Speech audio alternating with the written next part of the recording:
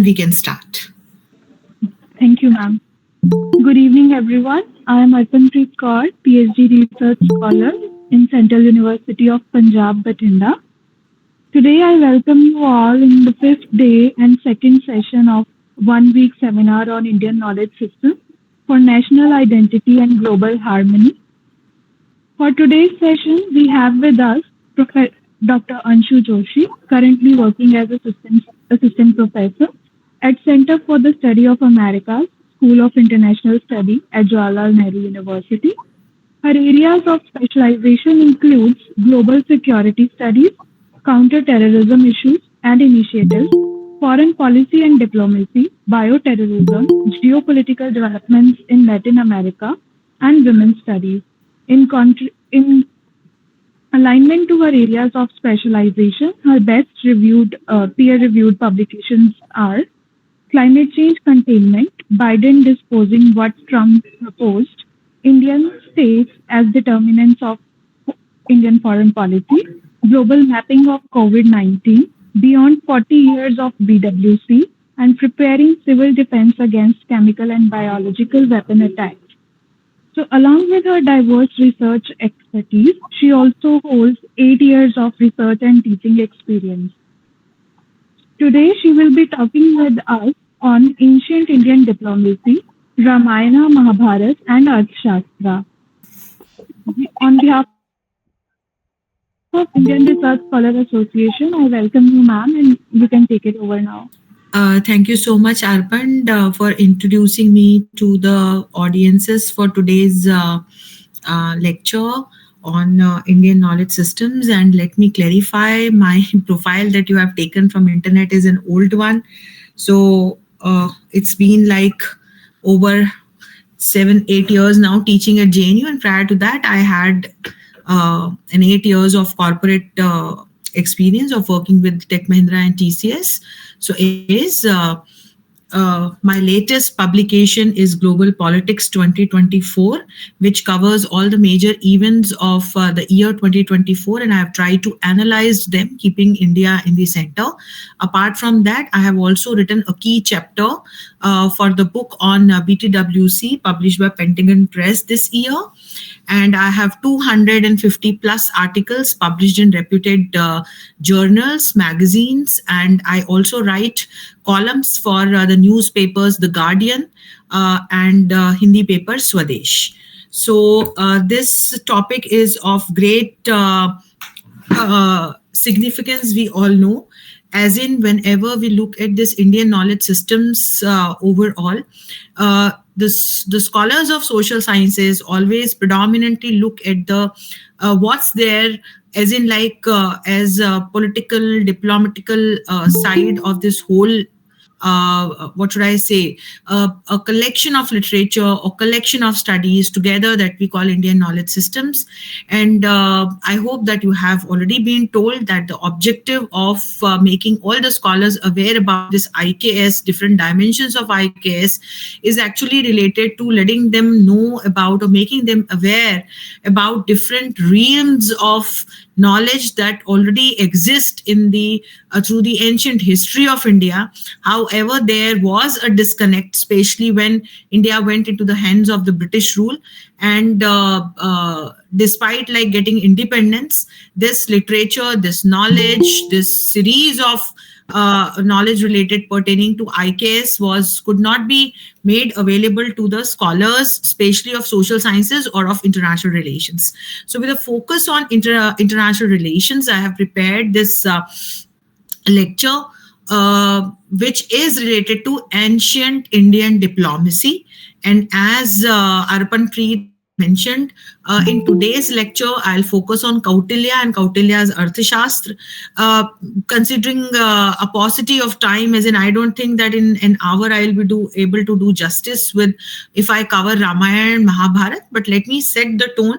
If we look at ancient Indian diplomacy and if we try to see that Where do we see all these strains of key components of diplomacy in ancient history or the literature that we find in ancient history? Then we always come across first and foremost Kautilya's Arthashastra, who has spoken about different facets not only of diplomacy but also of statescraft. And he speaks about the circles of allies and enemies, and he explains mandala theory and saptang theory and different strategies of diplomacy. So this is what I'm going to cover in today's lecture. However, we also see there are different sources, as in like the legal code covered in Manusmriti, which was written around 1500 BCE, and we also see different arrangements or basic concepts related to diplomacy mentioned in Ramayana and Mahabharat. So, for example, when we look at Ramayana, the use of envoys like Hanuman and Angad comes into the picture, who were sent to King Ravan to demonstrate the diplomatic approach of attempting peaceful resolution before conflict. Another example, if we draw from Mahabharat, though there are many such examples, but when we look at the example of Mahabharat, Lord Krishna himself served as like a mediator, and he didn't want any war to happen. So he involved himself as a duta or envoy to play extensive diplomacy so that an alliance can be formed, a solution can be found out related to the dispute of property between Pandavas and Kauravas. And then he also spoke about maintaining the rules related to engagement and disengagement. And however, the war happened. So in war also, then we see, if we want to study the basics of warcraft, there are certain protocols to be followed. And for that also, we can see a lot of examples in Mahabharat. But in today's session, my focus would be on primarily Arthashastra and Kautilya. And on that note, let me just share my PPT with you all. I hope you are able to see this PPT. Can you all see this PPT? Yes, ma'am. Okay. Yes, So ma'am. let me take you through this ancient Indian diplomacy through Chanakya and his work Arthashastra. Arthashastra is known as the window of ancient Indian diplomacy. I teach basics and theories of international relations here as a paper. I also teach research methodology to the students of Center for the Study of the Americas. I mean, my center and School of International Studies. So there, when I teach both RM or for that matter theories of international relations, and when we study realism, for years we all were taught that the ancient classic realist is Thucydides. Or for that matter, whenever we speak about Asian scholars, Sun Tzu is always named. But actually, the fact is that Kautilya is the oldest realist of the world, who wrote Arthashastra much before Thucydides and the other realists like Thomas Hobbes.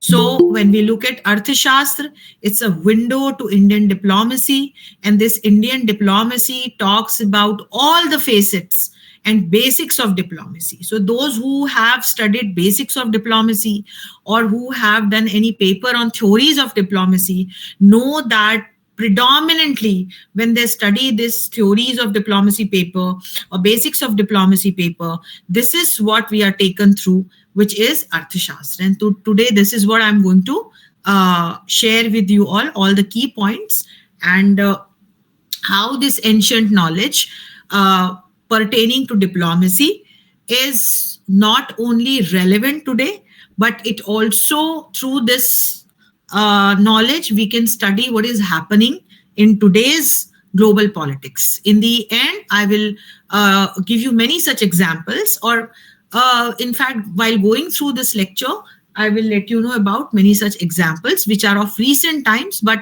they can be understood through Kautilya and his work Arthashastra. So Kautilya is also known as Chanakya or Vishnugupta, we all know, and he was an ancient Indian teacher, philosopher, economist, jurist, and he was also a royal advisor. He wrote the Golden Book of India's history, I would say Indian diplomacy, that is Arthashastra, and he also taught Chandragupta Maurya and had a great influence in the formation of his empire, that is Mauryan empire, great empire. So from 375 BC to 283 BC, we consider his time, and we consider the time of Arthashastra. Arthashastra is that old. So factually, I'm telling you that he remains the oldest realist of the world. So, assumed to have been written by Kautilya, also known as Chanakya and Vishnugupta, in about 4th century BC. The manuscript was discovered by R. Sharma Shastri, a literate and librarian in Mysore Oriental Library. He published Arthashastra in 1909 and translated it also. So Arthashastra has 15 parts, 150 chapters, about 6,000 verses. The first 5 books or parts, we can say, are all themed on internal matters of state. The 6th to 13th part or books explain external matters of state, and 14th to 15th part actually explains other issues related to state. So Arthashastra belongs to Danda Shastra and is also known as Niti Shastra. So it also contains normative verses which explain that how peace could be achieved and diplomacy can be executed with the help of norms, which is very, very prevalent and relevant today. And statecraft is the main focus of Arthashastra. It discusses dharma also, and we see the continuity between Manu and Kautilya. Now, dharma, what is dharma? One which can be worn, or in Sanskrit we say जिसको हम धारण कर सकते हैं वो धर्म है, right? So this we always take in religious context, but now just try to understand the same concept from global point of view. This is how when we look at international relations, see the one which can be like accepted and then which can be executed. So it's sustainable, जो हो सकता है, जिसको हम कर सकते हैं. And through that, if we can, oh, am I not audible? Ma'am, you are audible. Somebody is writing that I'm not audible. Please check your mic because I have already tested my mic. So now the thing is that what we study as in sustainable development is actually the dharma which is explained not only in Arthashastra but in other ancient literatures also. Because when we understand, we try to realize what is the concept, it's the same. So on that note, when we look at Kautilya's Arthashastra, it not craft and basics of diplomacy, he also lets us know about the most important objectives of a king, and that he says that it's to secure the material well-being of his people. And that is what we teach in modern times of social sciences or international relations, that the most important objective of a foreign policy of a state to secure its national interests, and primarily the first national interests is the material well-being of the people. So Arthashastra talks about public administration, governance, economies, law, foreign policy, diplomacy, military strategies, intelligence. So we can say that it's the first book on real politics in the history of the world. And this first book on real politics also takes realism as the base. So it believes that the world is anarchic, power is the only tool through which states can achieve their national interests. So here the role of king becomes very, very important, because Arthashastra was written during the times when monarchy was into the practice. And that is why Kautilya has explained that how a king, through a good statescraft, ensure the national interests of his state, also can ensure good artha. Artha is what? Wealth. So source of livelihood of men, each inhabited by men, represent wealth. So, Arthashastra is the science which explains the means of the attainment and protection of the earth, that is, science of politics. And material well being alone is supreme. This is what Kautilya says, which is a pure realist thought. It also talks about universal political virtues, rights, equality, justice. So, are meaningless for those who are without the means of livelihood. So, if somebody only aims to have wealth but doesn't focus on rights, equality, of justice, his or her existence, or for that matter, purpose becomes meaningless.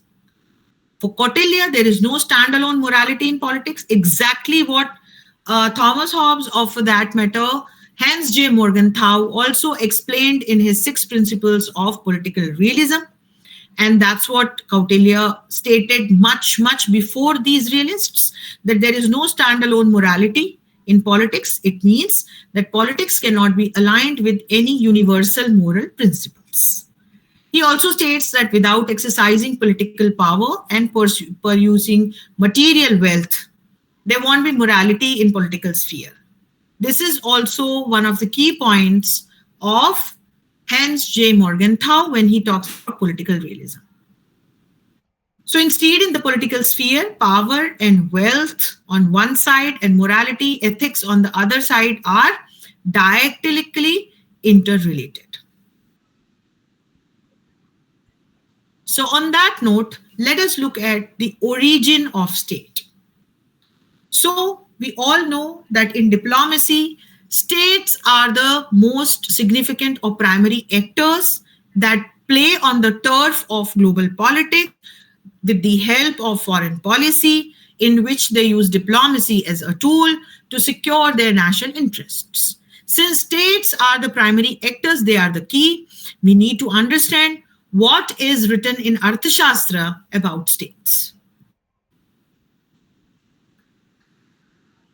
So this is what Kautilya says, that if there is any absence of state, it leads to arajakta. Arajakta is called as an anarchy in English, and that is what realists believe, that the world is anarchic. There is an absence of a central authority. So this was given in Matsya Nyaya also, the law of fish. And this is because of inherent weakness in human nature. Human nature is full of lust, greed, strivings, cravings for power domination, and human nature has an ego and selfishness. This is exactly how the realists also take a base when they start explaining realism, and this theory takes a base from the pessimist nature of human being. Exactly the same point is mentioned in Arthshastra. So people tired of Matsya Nyaya approached Manu to lead them as king to establish peace, order, and dharma. So known as Manas Putra of Brahmadev, this is all related to Manu. And for well-functioning of state, they agreed to give 1/6 of their grain and 1/10 of their profit from trade or business to the king.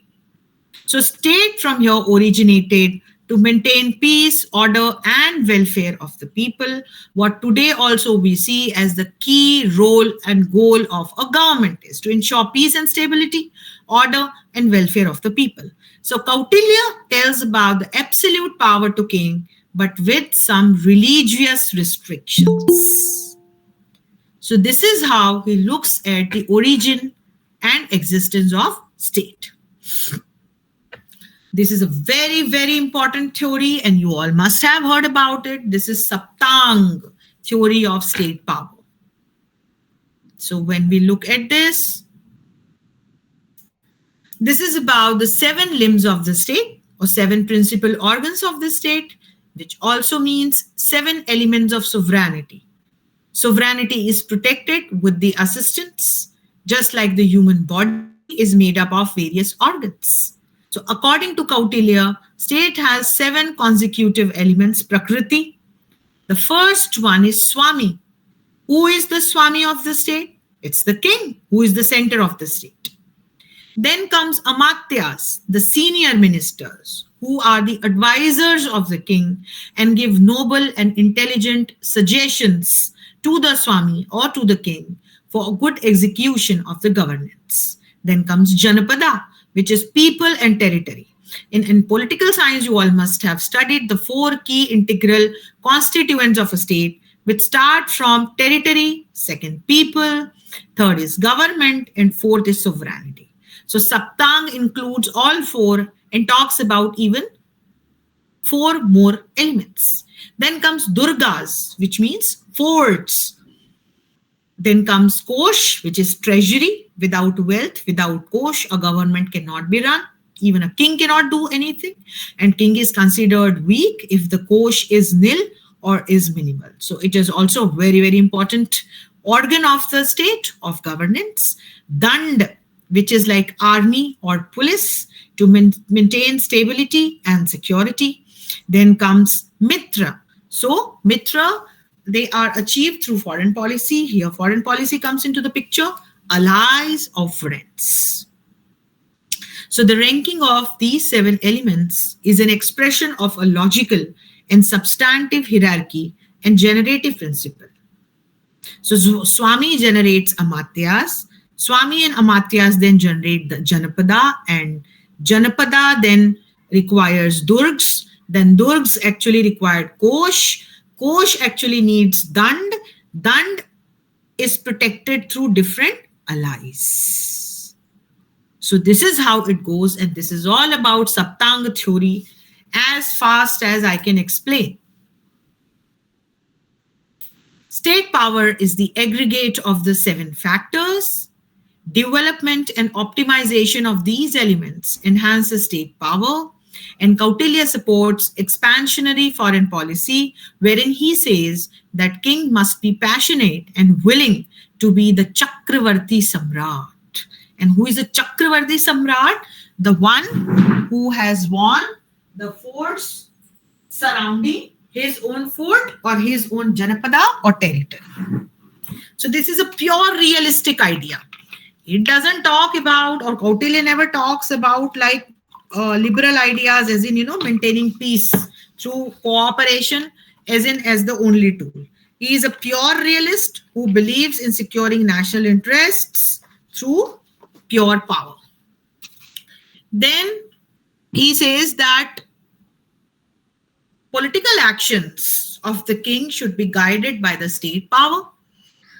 State power is nothing but this saptang and national interest to preserve the state. So then he talks about how can this be done? He talks about 6 gunas, which is also known as six-fold policy. So this is the very basic of diplomacy, and those who belong to this particular division, like I have done my MPhil and PhD from Diplomacy and Disarmament Division of School of International Studies, JNU. So this is what we were talking about, that first and foremost, alliance. So Kautilya calls it Sandhi in Sanskrit. If one is weak, and by you it means a state, if one is weak, then he or she has to, or the state has to make an alliance. We also call it bandwagoning. What Kenneth D. Waltz explained while explaining structural realism. Before balance of power, when he spoke about arms race, he says that when arms race starts, the powerful nations with wealth can afford it, but those who cannot, the bandwagon. So this is nothing but alliance. So Kautilya says that if a state is weak, then it should make an alliance with the powerful one. Vigraha. If a nation is strong, then it should fight. It should be capable enough all alone. So it can fight. So it should fight for its interests. Yana. So don't fight, intervene, make strategies like patrolling. So it is like defending your interests or being defensive realist. You need not to be an aggressor. You need not to be a state who attacks first, but you always have to, and also have to protect your borders and your territory. Then asana. So active inactivity, which is like looking at the other but waiting. So what we do, we always remain vigilant on our borders with China. But we never act first or we never attack first. In a way, we are active, but in what? In inactivity. So we keep looking at, but then we wait. This is a part of sixfold policy of Kautilya. Then comes Dvayadi Bhava, which is a flux. What is a flux? The flux time in which we are living today. There is a turmoil, there is an anarchy, there is a situation wherein things are not their place. There is an absence of a centralized authority, or balance of power is tilted. So in that case, again you have to go to the first two things. So samsara, taking shelter of the powerful, which is like alliance, or bigra, if you are strong enough, then fight. So these are 6 gunas while executing interstate relations. And what are interstate relations? International relations. So these are the very basics of diplomacy that Kautilya talks about.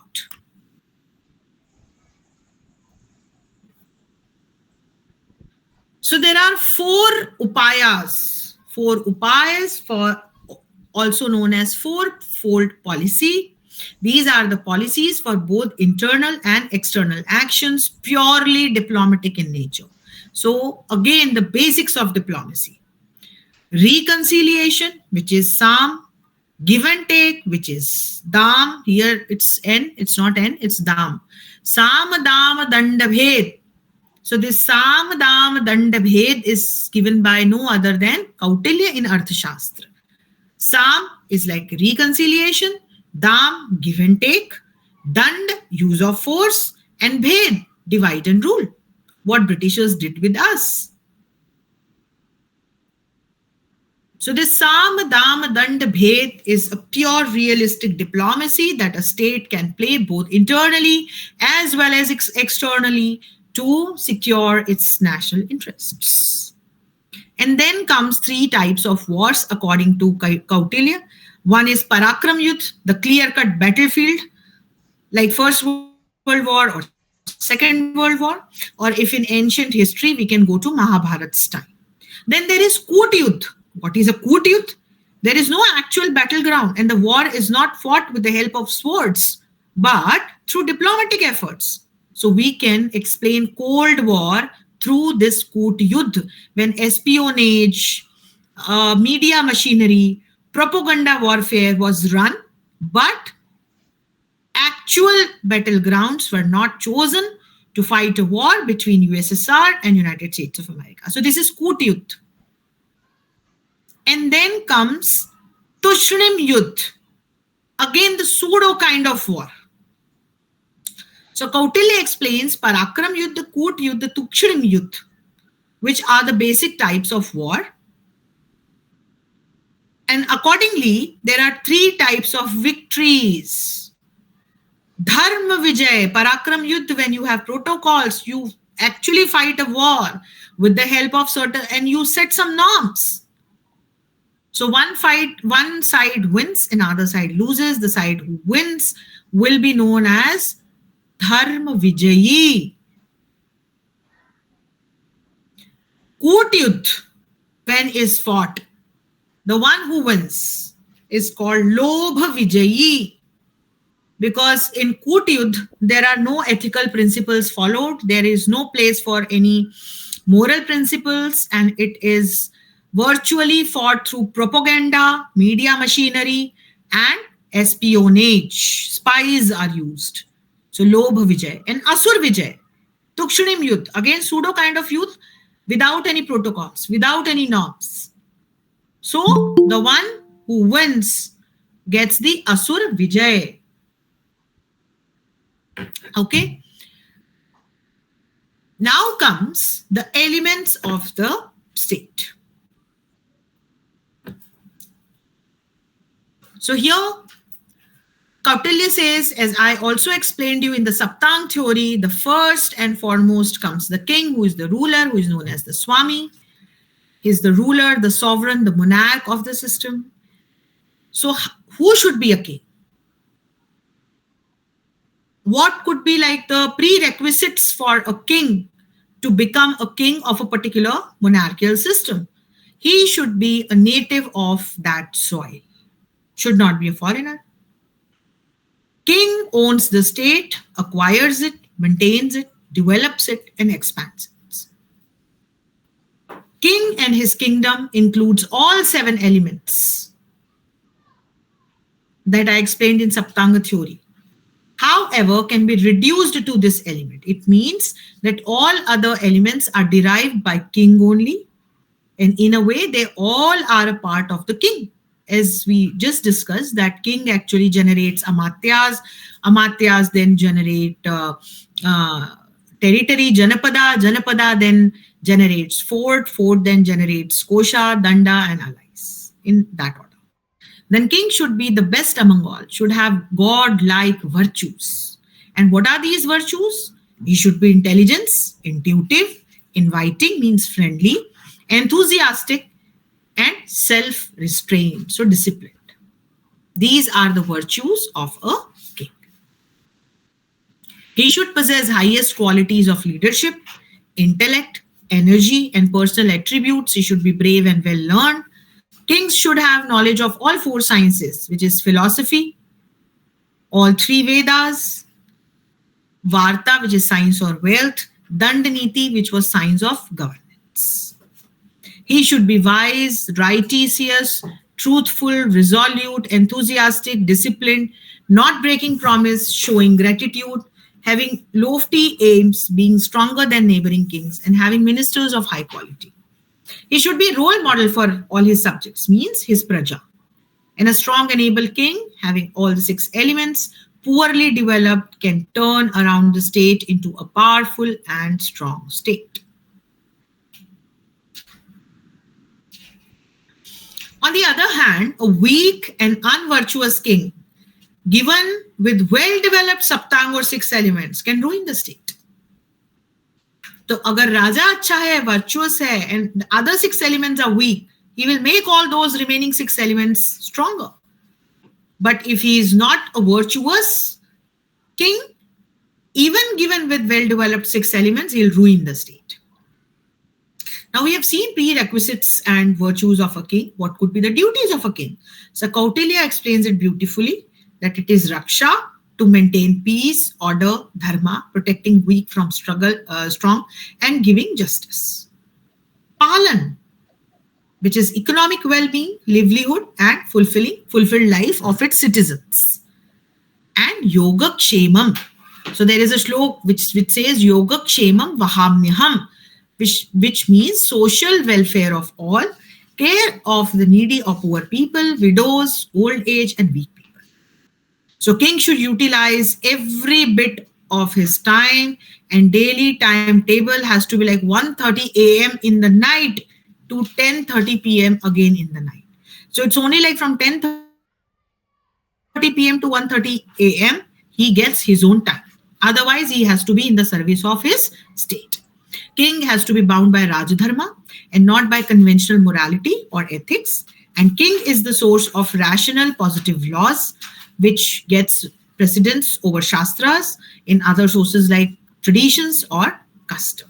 So in the welfare and happiness of the people lies the king's welfare and happiness. And to do that, a king has to use Sam, Dam, Dand, Bhed, all sorts of diplomatic tools at an international level to first and foremost try to establish good international relations with other nations and assert his power in case if any nation turns hostile towards his state.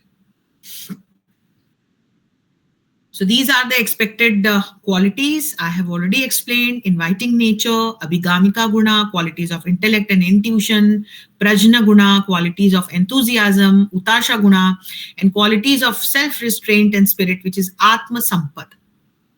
To control shatru shadva, the six enemies: sex, anger, greed, vanity, haughtiness, and overjoy.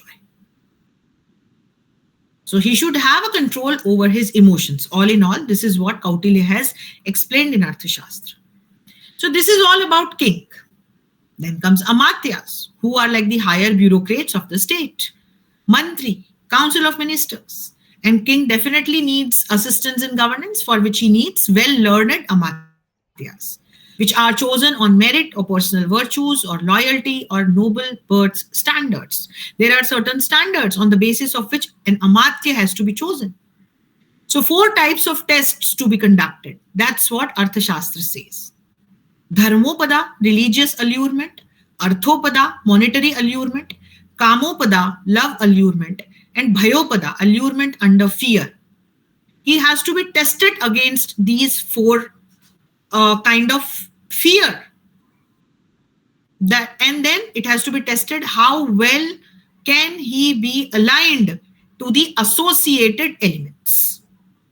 So, for example, if a to be chosen Amatya fails in Kamopada, it means that while executing his duties, there could be some foreign spy of other gender which could lure this Amatya and get all the secrets of the state. So that is where, again, a key point related to diplomacy comes into the picture, because Arthashastra talks about usage of espionage as a statecraft to make a successful military or war strategy as well as states strategy. So of all these ministers, those who pass all these fear allurements can be appointed as Amatyas. Those who couldn't pass all can be appointed in mines or forest departments or other departments. Council of ministers, neither big nor small, and kings should keep taking advice from these Amatyas. Now, most important posts would be of Mantri, which is like Prime Minister, PM, Senapati, Rajapurohit, and Yuvraj. So this Yuvraj is like usually heir of the king himself.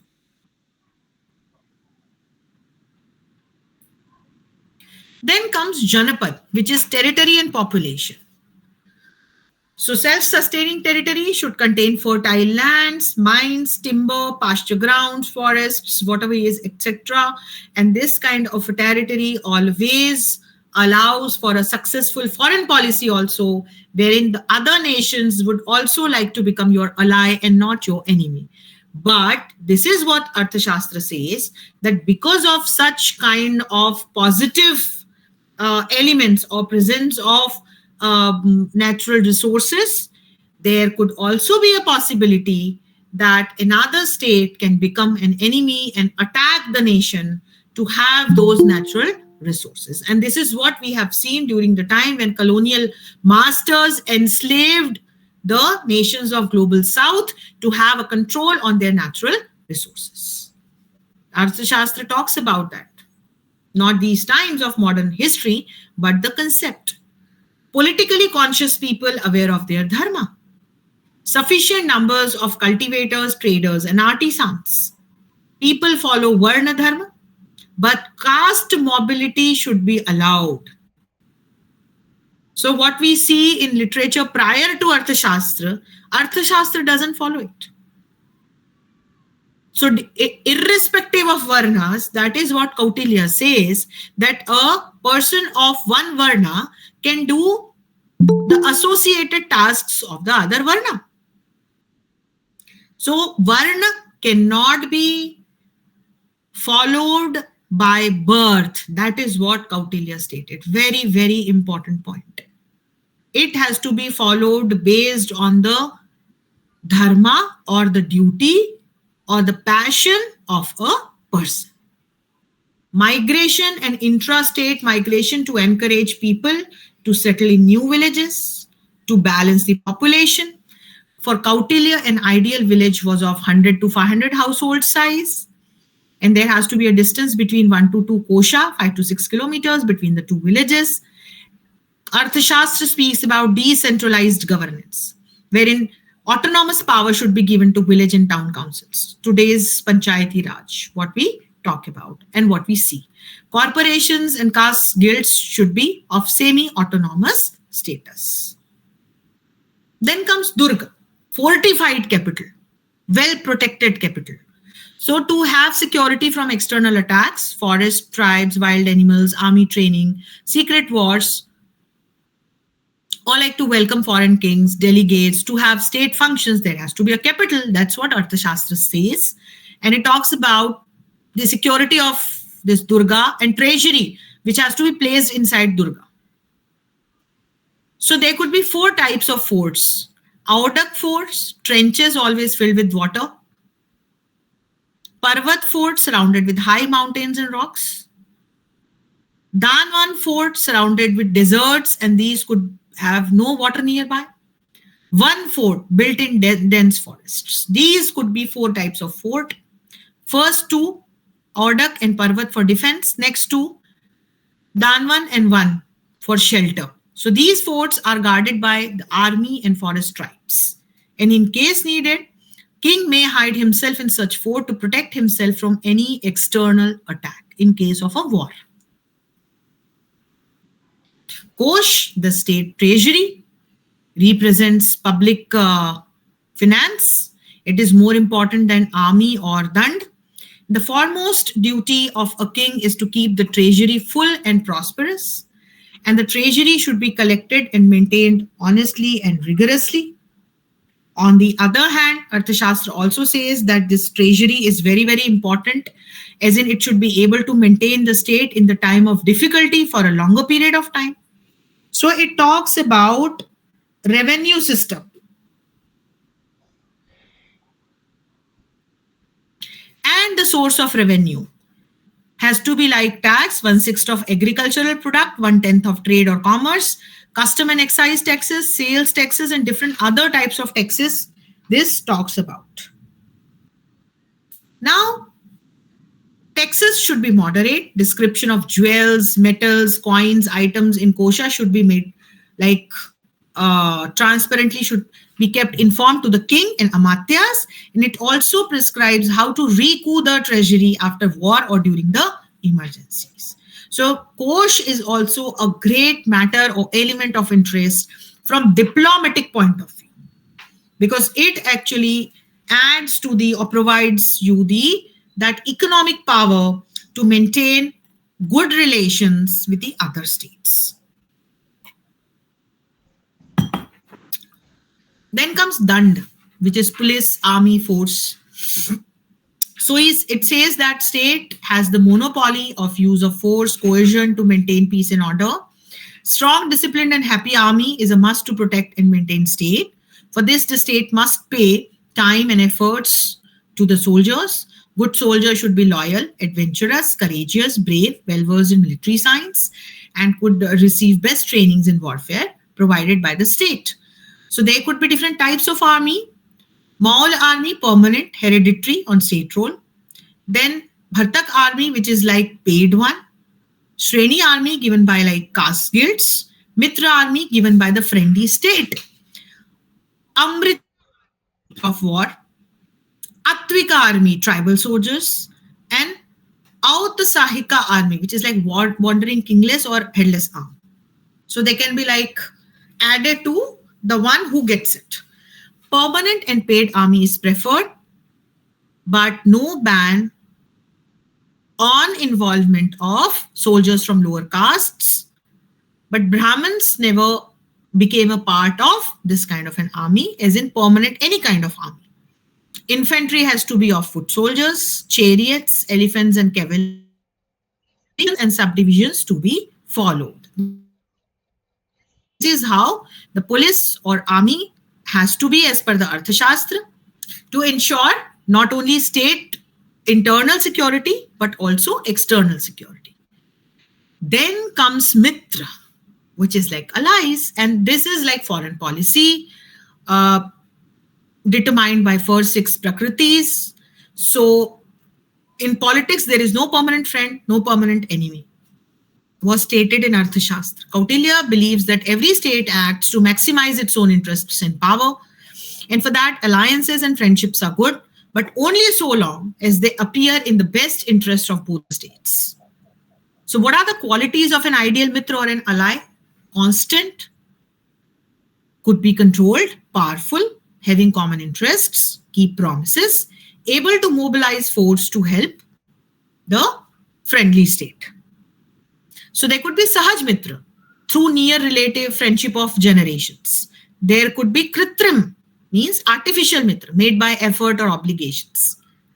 Prakrit Mitra, enemy of enemy, friend of friend. And what could be the types of enemy? Sahaj Shatru, Kritrim Shatru, and Prakrit Shatru. So if I ask you to categorize China in the types of Mitra, type of enemy, where would you place China? Can you think over a minute and let me know?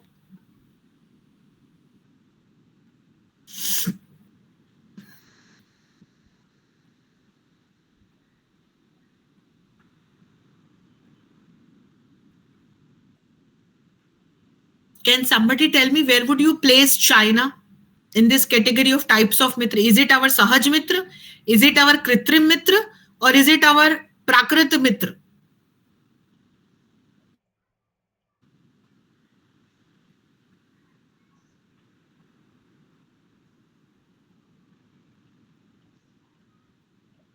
Prakrit. Why Prakrit? Prakrit is enemy of enemy. China is enemy of which enemy state of ours? It's the other way around. It is the best friend of our best friend, which is Russia. Very good, Vinay. Very good, Vinay. If in the categories of friend you have to see, it is a Kritrim Mitra.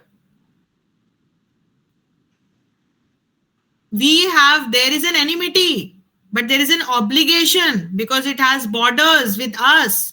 It's in Asia, our neighbor. So we have to ensure peace and stability. That is why artificially we have tried to make China friend. And if you have to keep China in the category of enemy, where will you keep it?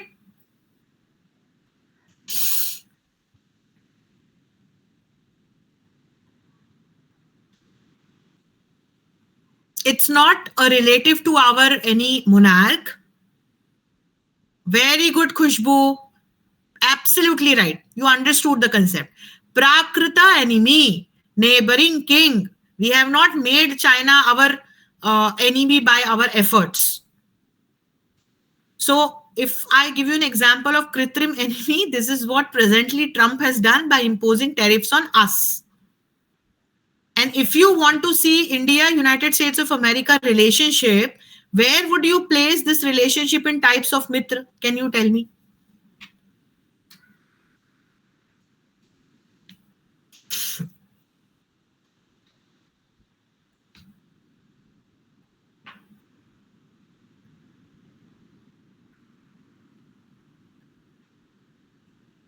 Very good, Shruti. It's Kritrim. It's artificial. On the other hand, India and Russia friendship, or India and Israel relations, or India and France relations, they come under the category of Sahaj Mitra. There was common interests, common goals. So it's Sahaj, it's natural. Okay. And to execute this, understand this whole, yes, Sunil, Kritrim is artificial, made by efforts. So made by efforts means these efforts could be both positive or negative, right? So Pakistan was kind of our relative. But what did Pakistan do? And by doing so, it became a Sahaj Shatru of India. So to explain it in this particular tangent, Kautilya gives Mandala theory, a framework of foreign policy explained in Arthshastra, which describes a state's relationship with the other countries as concentric circles of allies and enemies. So there are like circles after these circles. There is a mandal of circles. The central idea is that a king, the Vijigishu, views its immediate neighbor as a natural enemy, Ari, due to the shared borders and resources, while the neighbor's neighbor is a potential ally, mitra. So this theory provides a systematic way to understand and navigate not only different categories of mitra and enemy, it also helps in understanding and navigating through geopolitical power dynamics, encouraging more alliances and defending different types of threats that could come upon a state's interest. So there are like concentric circles. Mandala theory visualizes states as like circles around the central king, with their positions determining their relation. So neighboring states are always seen as enemies because there is a shared border, and because of this very concept of power that every state wants to maximize its power, there is always a threat of attack. So it is considered the neighboring state would be considered as a primary enemy as they share border and compete for resources. But neighbors as allies. Why? Because my neighbor's neighbor would be an enemy for my neighbor. So enemy's enemy will become my friend. So it would be a natural ally. My neighbor, who is an enemy, as explained by Kautilya. And my enemy's enemy will become what? My friend. So for example, I am king. Vijay is another king. And Soumya is the third king. I'll explain you. India plus Afghanistan, I'll explain you Soumya. So for example, my immediate neighbor is Vijay. So I will see as per Arthshastra, Vijay always as an enemy because we share a border and there could be a scenario wherein Vijay might attack me. Vijay will consider me as an enemy. She will think that Anshu may attack me any day, right? But Vijay's immediate neighbor, again the same situation will happen. That neighbor, Soumya, will think Vijay may attack me and Vijay will think that Soumya may attack me. In that situation, I have to make diplomatic efforts to establish alliance with that third nation. Soumya can become my natural ally. Enemy's enemy will be my natural ally. Right in case of Afghanistan. So who is my immediate neighbor? That is Pakistan. Who is Pakistan's neighbor? Afghanistan. For that matter, Iran also. And if in ancient history you go and see, Pakistan to khair never existed. In ancient history, if you go and see, we had very good relations with, in fact, they were part of, we had very good relations. In Mahabharat, we see Gandhari, the princess from Kandhar, became the princess of, queen of Kauravas. This is also a diplomatic tactic according to Arthshastra to have marriage alliances with your neighboring countries to ensure that they treat you as a friend and not as an enemy. So these are the efforts, diplomatic efforts, marriage alliances. Okay? And this interdependence of relationship is a complex web of relationship. The friend of an enemy is also an enemy, and so on. An enemy of an enemy is a friend. So there are 4 primary circles. Vijigishu, the central conqueror or the king. The Ari means immediate neighbor, enemy. Mitra, the immediate neighbor of Ari. And Ari Mitra, the enemy of Mitra, which is like ally of Ari. Means enemy of Mitra means my friend's enemy will be my enemy also. And that enemy will become ally of my enemy as well. So this is like a mathematical, it's very interesting game you can play on. Right now, I don't have time. I have already exceeded time. But what you can do, you can look into mandala theory. You can take a pen and a paper, and then you can understand by the present. Some people had texted the examples by naming some nations. No, that becomes a very interesting game that you can play and you can understand. So this theory beautifully explains mandala theory, that how do a state can execute its diplomacy well to secure its territory, its fortress, its treasury, and its army. So Now comes the element of sovereignty, the absence of conceptual equivalent in Sanskrit of the notion of state sovereignty, but explained beautifully in Arthashastra. Kautilya was convinced that society can never hope to be in a peace without a stronger state. Swami is a sovereign owing alliance to none. The word Swami is derived from the word Swayam, which refers to self-determination. The crystallization of sovereignty or the concept of sovereignty in the king's court and in metropolitan centers, if not in the peripheral tribal republics, means in the centralized authority. So it's like sovereignty is what we study today. It's like the ability or ultimate power of a state to take its own decision. And that is what Arthashastra also talks about. The strategic autonomy that we keep talking about today is mentioned in Arthashastra. Okay, and sovereignty appears to be imbibed in monarch in the Swami.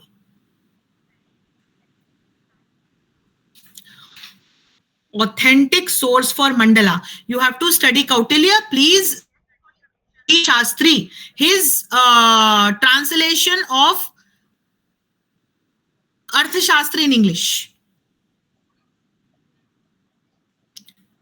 So these are the sources of law: dharma, vyavhar, samstha, and rajashasana. So canon law, customary law, usages, and logical principles. In modern times also, we see that how norms are derived. So these are the four sources of law. And in case of any conflict, the take the help of different laws set by the state to ensure justice prevails.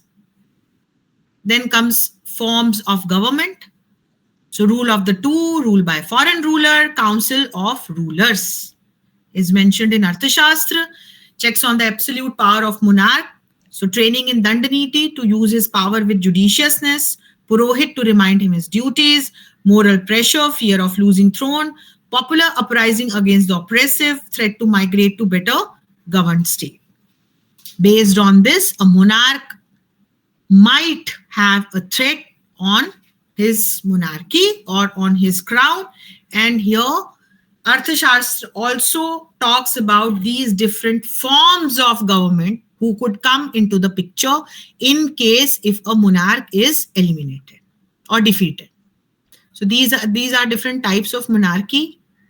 These are the functions of the state that I have already explained you. And on that note,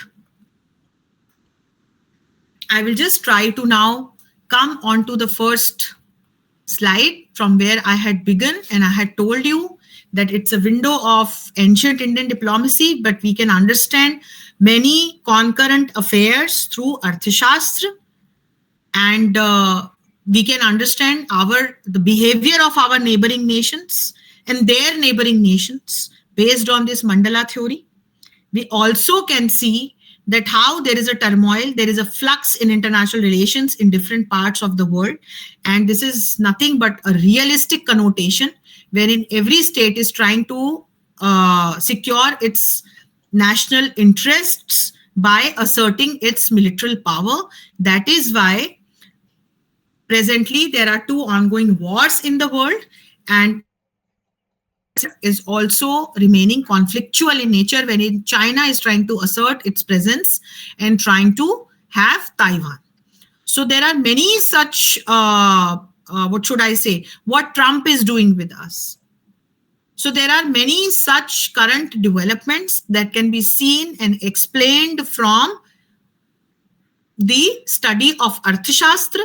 And when we talk about diplomacy, diplomacy is a tool to execute foreign policy successfully by a state. And this tool has different elements. So diplomacy could be like asserting your power. It could be through by asserting economic power, by using cultural elements. And all these elements of diplomacy are explained by Kautilya's Arthashastra. So we have to take a deep dive and we have to understand that the basics are all mentioned there. And then we have to see how relevant are they, wherein we can explain even the concept of soft power through the cultural elements mentioned in Arthashastra. So I'm taking a pause here. If anybody is having any query or any comment, you can unmute yourself and share the same. Thank you so much.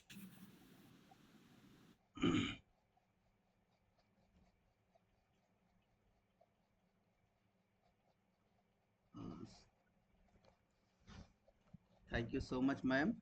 If any participants have any queries or questions, so you can ask to respected ma'am. Any participants?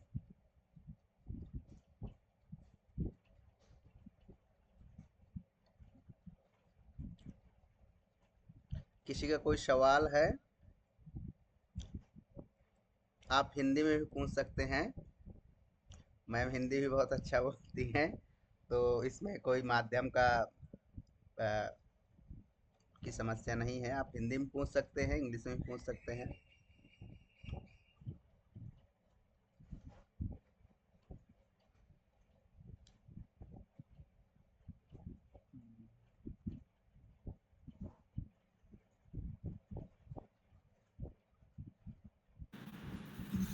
अभी सबसे latest किताब तो मैंने ही लिखी है Saumya. I have written on, ma'am की book है। मैंने हिंदी अंग्रेजी दोनों में लिखी है, वैश्विक राजनीति 2024।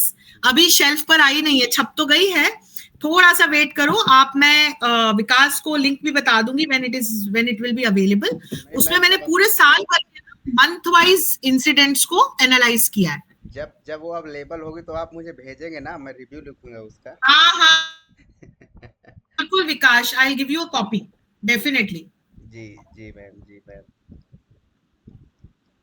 आई थिंक मैम जो पर जी मैम, जिस जिस प्लीज मैम। मैं एक बिंदु आप सबके साथ साझा करना चाह रही थी। देखिए, हम लोग ये पूरा इंडियन नॉलेज सिस्टम्स तो पढ़ रहे हैं, बहुत इंपॉर्टेंट है हम सभी के लिए जानना, क्योंकि देखिए इससे ना हमको अनभिज्ञ रखा गया, हमें पता ही नहीं था कि हमारे अपने विषय में, हमारे अपने देश में इतना बड़ा काम सब कुछ हुआ रखा है।